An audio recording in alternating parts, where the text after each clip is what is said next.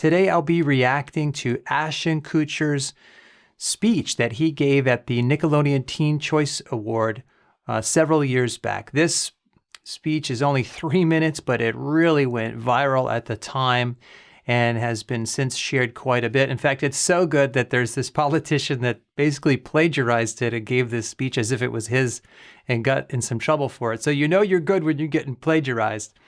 So I want to give you my reaction to Ashton Kutcher's speech so that we can appreciate it, but also learn a little bit about how to come across ourselves. So let's watch this now. What's up? Oh wow. Okay, let's be brutally honest. This is the old guy award. This is like the grandpa award. And after this, I get to go to like the geriatric home. First of all, I don't have a career without you guys. I don't get to do any of the things that I get to do without you. You know, I thought that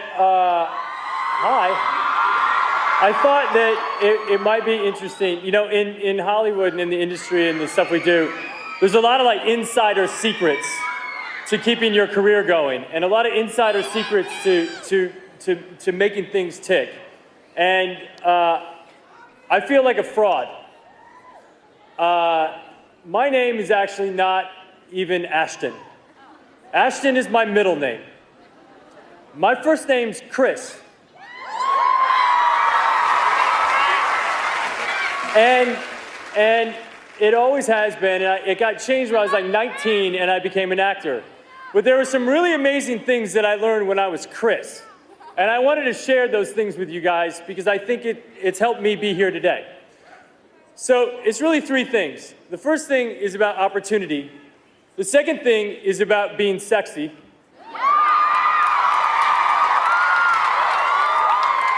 And the third thing is about living life. So first, opportunity. Okay, so here we are. And I can already see why this is going to be powerful. So first of all, he starts with some light humor. He thanks people, helps them calm down and settle down a little bit. They're going crazy for him. By the way, not many of us get to such an enthusiastic crowd when we speak, but he gives them time to settle down. He makes himself vulnerable and hooks them by saying he feels like a fraud, and he tells them his real name. But I'll tell you the moment that got me, when he gave his main point, he said, I'm going to tell you 3 things that I learned when I was Chris. Boom, right? That's a hook. It tells you what he's going to do. And then he tells you what the 3 things are. He says living opportunity, being sexy, and living life. And by the way, when I hear someone give a crisp preview like that, I know they have a plan. They know where they're going. And he even pauses in between those 3 points of his preview. That's where you know, okay, it sounds like this speaker has a plan. Let's see where he goes with this. I believe that opportunity looks a lot like hard work. When I was 13, I had my first job with my dad carrying shingles up to the roof. And then I got a job washing dishes at a restaurant. And then I got a job in a grocery store deli. And then I got a job in a factory sweeping Cheerio dust off the ground.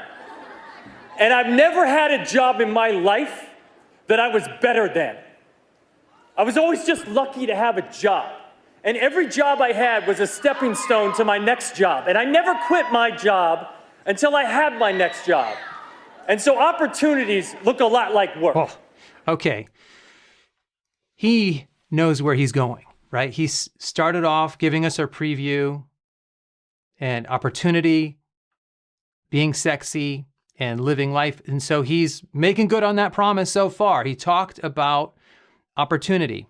And then what I'm noticing though, not only that he has a plan here, is that he is tailoring everything he's saying for this young audience.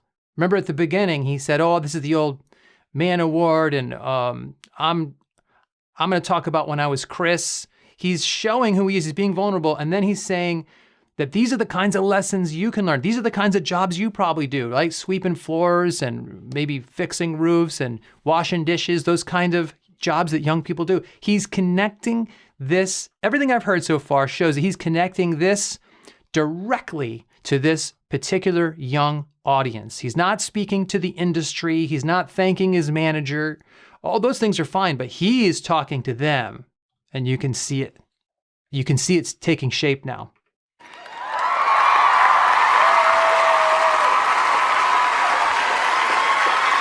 Number 2, being sexy.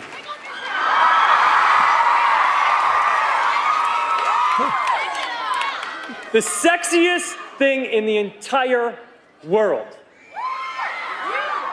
is being really smart. And being thoughtful. And being generous. See, that's really smart. Everything else is crap, I promise you. It's just crap that people try to sell to you to make you feel like less. So don't buy it. Be smart, be thoughtful, and be generous. I mean, he's doing so many things great here. So he's saying, number 2, being sexy, but because maybe that's what he thinks his audience cares about, right? He's trying to connect with his listeners here, but he instantly pivots it to being smart, being kind and generous. So he takes what they might be interested in, and then he loads his real message into that conversation so that they can learn from it through that hook. He's also extremely emphatic. He's got his nonverbals going. He's using his voice in powerful ways. He's really committed to this message, and it is landing. The third thing is something that I just relearned when I was making this movie about Steve Jobs.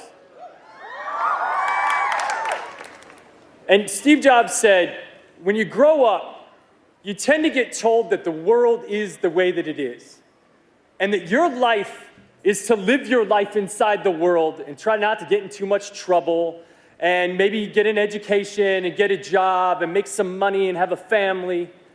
But life can be a lot broader than that when you realize one simple thing, and that is that everything around us that we call life was made up by people that are no smarter than you.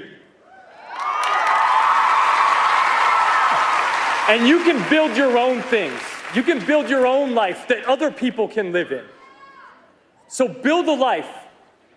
Don't live one, build one. Find your opportunities and always be sexy. I love you guys. This is great. This is one of those drop the microphone speeches. So he really brings it home here. And again, he's tailoring it to them. He's talking about that their life is what they make of it. They can create the kind of life they want. They don't just have to live in someone else's world. They can create the world they want to live in. And that's a real powerful, it shows that he wants his listeners to know that they have agency. They have something to offer. That's powerful. All 3 of these points, really the whole speech, which is only a few minutes, it's like 3-minute speech of the total time he's talking. That's powerful stuff because it's tailored directly to them and he's fully committed, and he even recaps at the end. You know, he has his 3 points at the beginning, he shares his 3 points, and then he recaps in one sentence what his 3 points were at the end, which is really, you know, this guy's got a plan. Now, big picture, I'll bet you that he practiced this message 10 times. I would not be surprised if he practiced this 20 times in the privacy of his own home. Probably sounded like a crazy person, pacing around his house, saying these over and over again because he doesn't use any notes, and yet it doesn't sound memorized. It sounds like he's internalized what he wants to say. I mean, that is a really powerful way to do it. So much better than a lot of the speeches you see when people get awards and they've got a little crinkled piece of paper and they thank about 40 people that no one's ever heard of. And I get why people do that, but boy, this was a huge opportunity. He was extremely prepared and he just crushed it. Super impressed. Wow, did he surprise me? Ashton Kutcher had it in him. That is really amazing. Wonderful. So I want to tell you a little bit about the channel. If you're new to it, I have something called the Communication Coach Academy, and I offer public speaking and other communication and leadership classes. I'll put a link to that in the description below.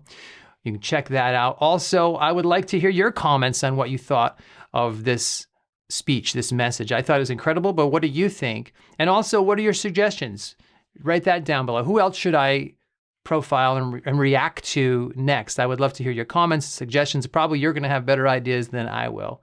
So thanks for watching, and I will see you in the next video.